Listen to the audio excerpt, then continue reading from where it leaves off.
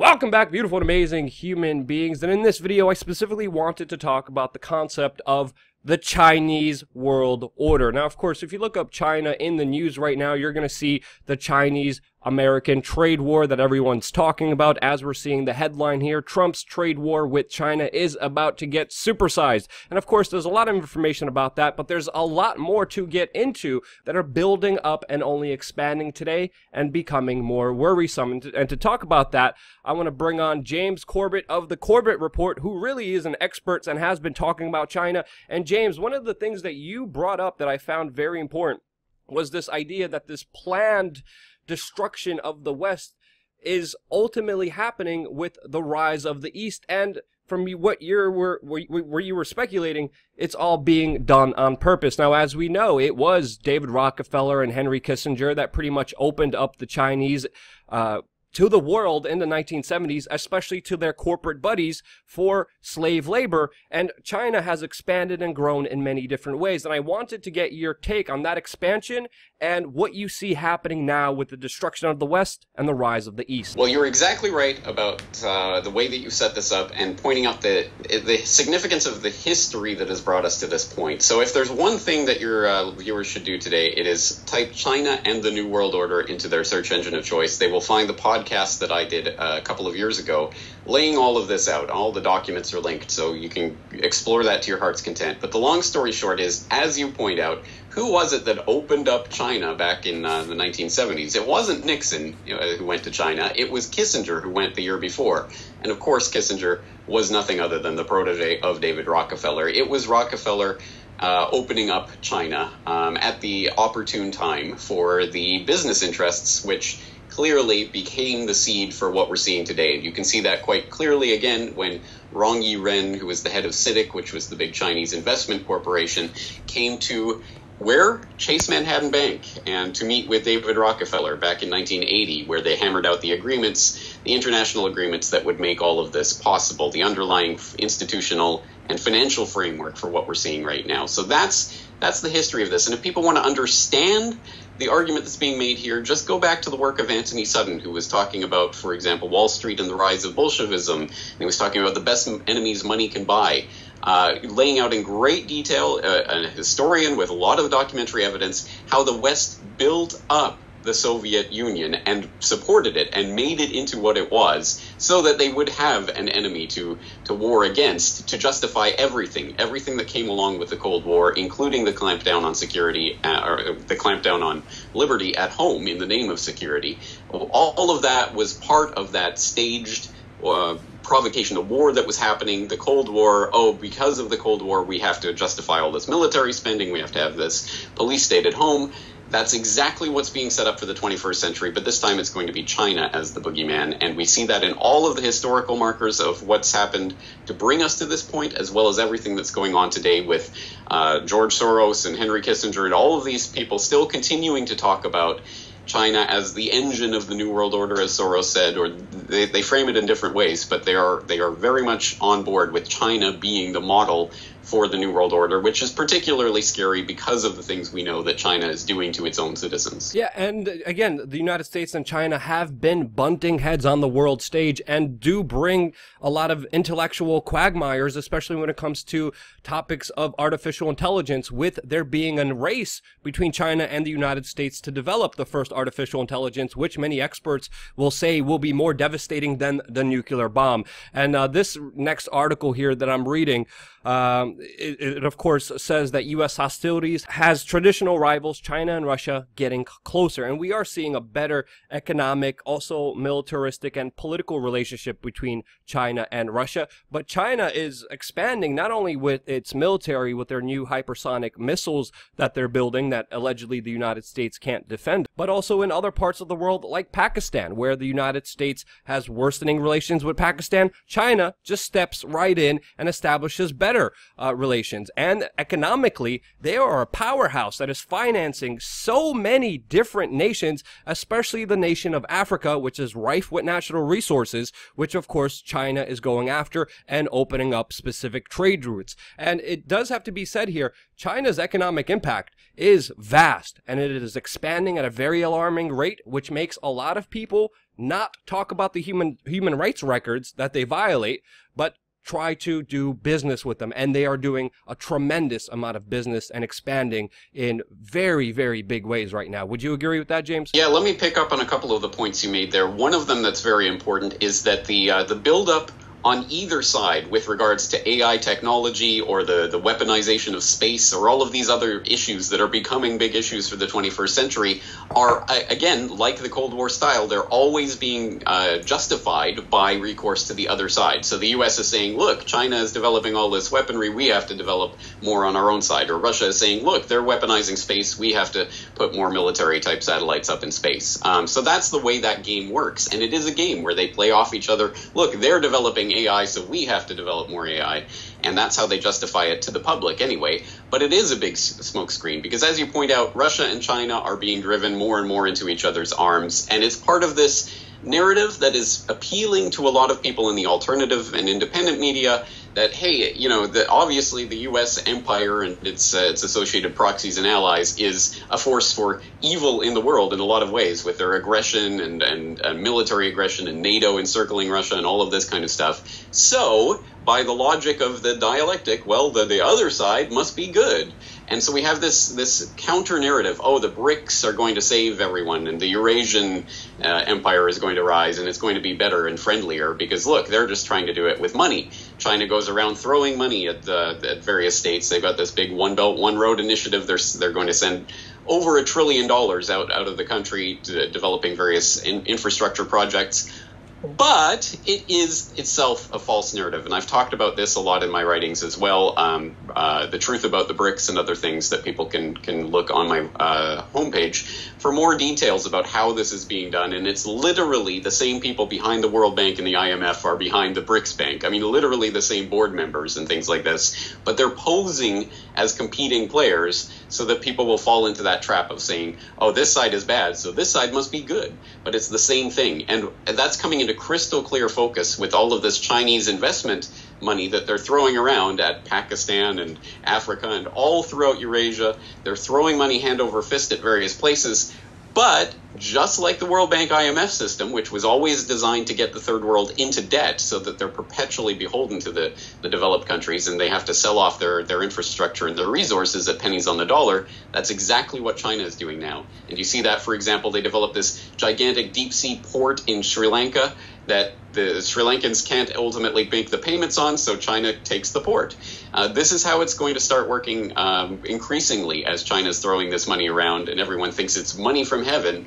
Oh, but there's a few strings attached. So it meet the New World Order, same as the Old World Order. The only difference is what face is going to be on that World Order. Yeah, whenever someone gives you money, there's always strings attached, and we know that here because we had many offers of people coming to us being like, "Yeah, we'll fund you. Yeah, no strings attached, but you can't talk about 9/11. You can't talk about either Barack Obama being bad or Donald Trump being bad. Just, you know, stay on this." And I'm like, no, that's not going to happen.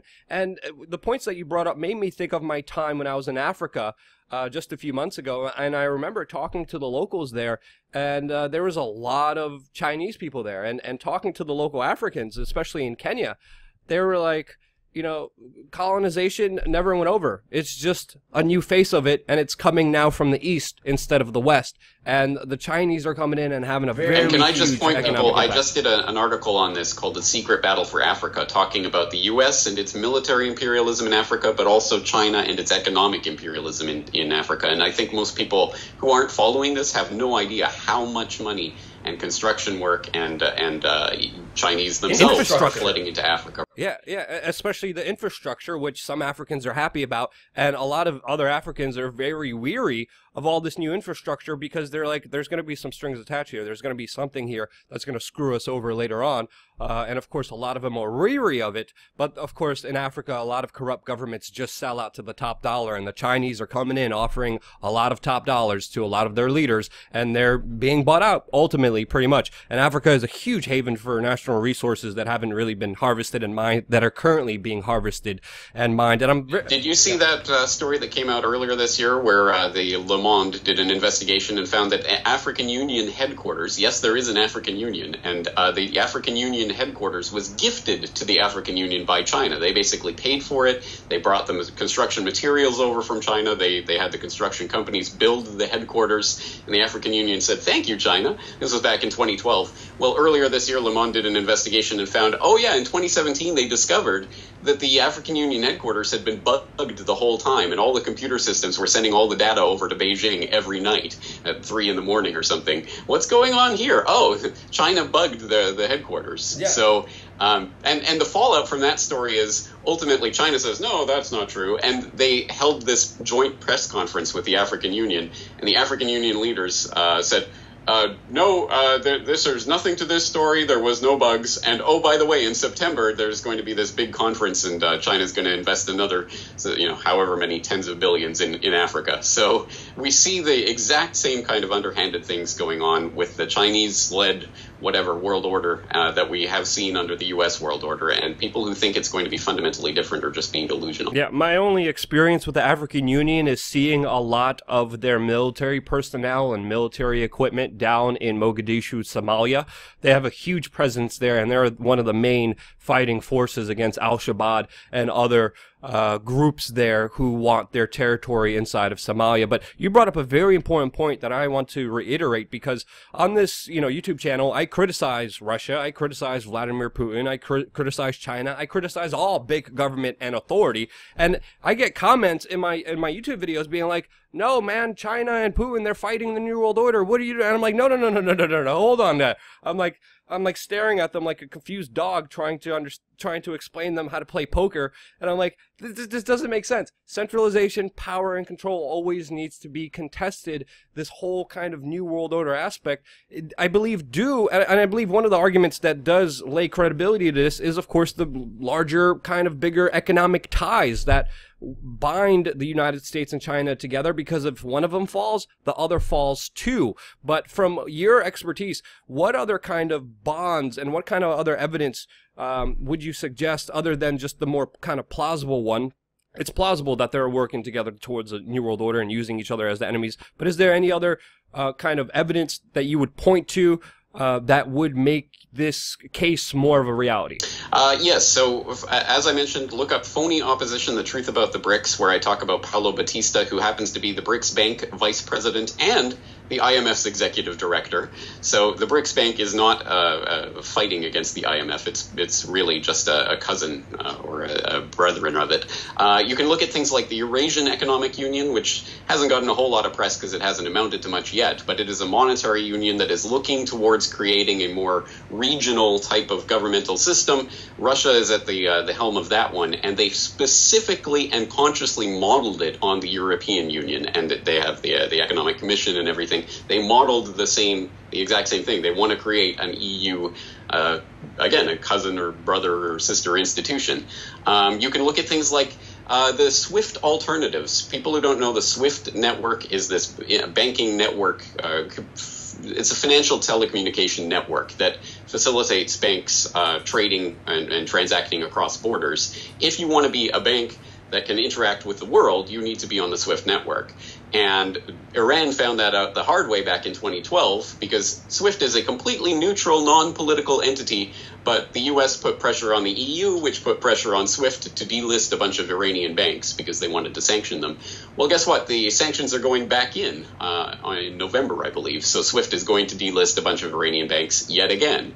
Again, meet this new boss, Trump, same as the old boss, Obama. It's the same thing, different face. But the point is, China saw this back in 2012, and they said, well, hey, we need a SWIFT alternative. So they created CIPS, which is the Chinese version of SWIFT, basically meant to facilitate cross-border yuan transactions for the increasingly international financial network that China is constructing.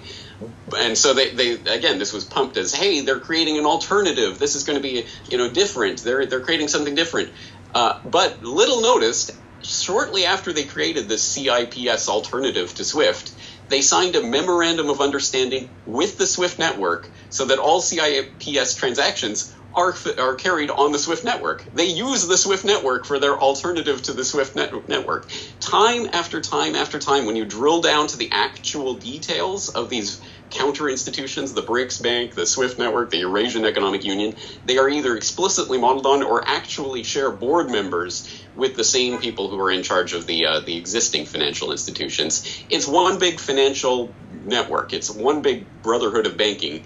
And guess what? You and I aren't part of that. And we're never going to be the beneficiaries of that.